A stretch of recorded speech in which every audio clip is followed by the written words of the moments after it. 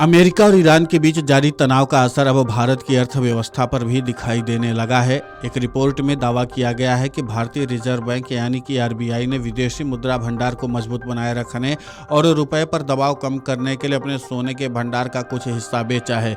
Bloomberg economics की एक report के अनुसार 22 मई को समाप्त हुए 2 सप्ताह के दौरान आरबीआई ने लगभग $12 अरब मूल्य का सोना बेचा है।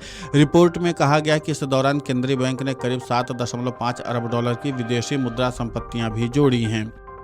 आपको बता दें कि भारत दुनिया का तीसरा सबसे बड़ा कच्चे तेल का आयातक देश है। ऐसे में पश्चिम एशिया में बढ़ते संघर्ष के कारण तेल की कीमतों में तेजी आने से भारत पर अतिरिक्त आर्थिक दबाव पड़ रहा है। तेल आयात पर अधिक खर्च होने से विदेशी मुद्रा भंडार और रुपए दोनों पर असर पड़ता है। ब्लूमबर्ग इकोनॉमिक्स के वरिष्ठ भारत अर्थशास्त्री अभिषेक गुप्ता ने बताया, उपलब्ध आंकड़ों से संकेत मिलता है कि आरबीआई के स्वर्ण भंडार का मूल्य घटा है, जबकि सोने पर आयात शुल्क बढ़ने के कारण इसकी कीमत बढ़नी चाहिए।